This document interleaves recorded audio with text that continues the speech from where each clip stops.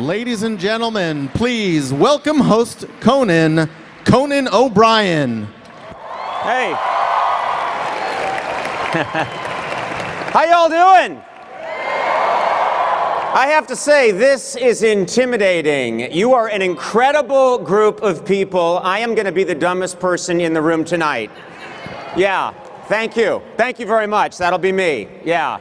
You represent 90 countries, which means I think most of you don't know who the heck I am. That's fine. Check out YouTube. I am not the star tonight, of course. I'm just here to moderate. And I'm here to welcome now President Bill Clinton. Let's get him out here. Ladies and gentlemen.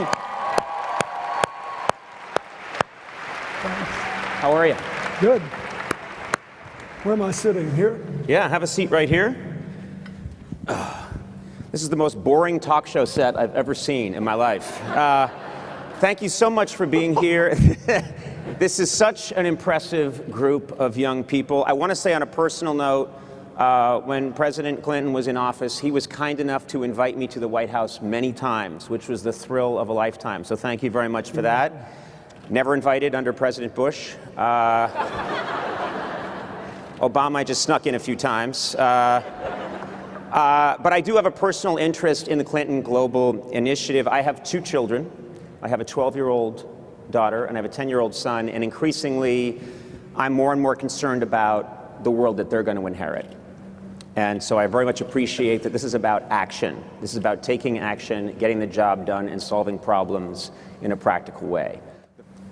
Mr. Conan O'Brien, I originally came across CGIU by watching your show.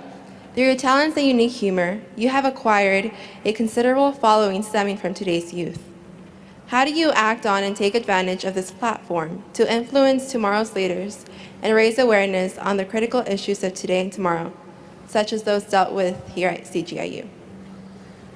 The fact that I'm up here with these two and you're asking me a question is incredibly flattering. Thank you very much. You know, I mentioned YouTube earlier.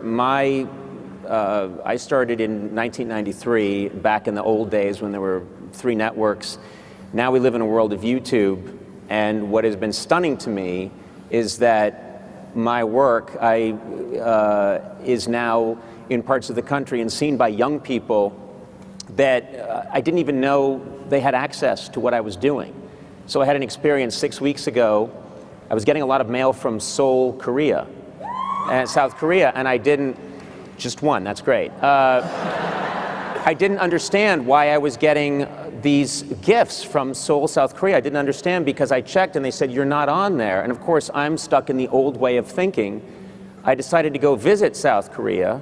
I got on a commercial flight. I took a camera crew with me. We arrived at the airport. The footage is on YouTube. I get there and there's 2,000 screaming men and women screaming, and flashbulbs and pushing and shoving, and they've got signs and they're crying, and they're so in a good way crying, not in, in America they cry in a bad way when they say, but they, and I'm very honored by that. I think by nature I'm a humble person, but I very much believe in almost a quasi kind of diplomacy that you can do. My humor is I often make fun of myself. When I went to Cuba a year ago, when I went to Armenia, when I went with the First Lady, Michelle Obama, to Qatar Air Force Base, when I just went to Korea, I try to be the silly American who's trying to learn their ways.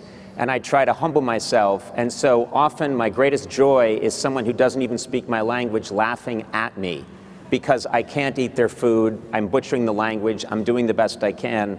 I think America has an image in this world of maybe we're arrogant. Sometimes people see us as only caring about ourselves and having a solipsistic worldview, and it's just all about us. When I go to these places, I like to show them an American who is happy to be laughed at, is happy to humble himself and be silly. And I think in a way, that is how possibly, in some tiny, tiny way, I can contribute. Everywhere I go, people from different countries, because I've started playing video games, and that has gone viral across all these different countries. In the Netherlands, people come up to me who don't even speak English, and they start hugging me. And it's creepy. No, but it's really nice. It's really nice. And I try to let them know that the person they saw on that video in their home country is really that person. And I'll give them the time that they need. And so it's a small way, but I'm trying to spread that concept of what Americans can be like, which is I'm humble about it, very humble about it.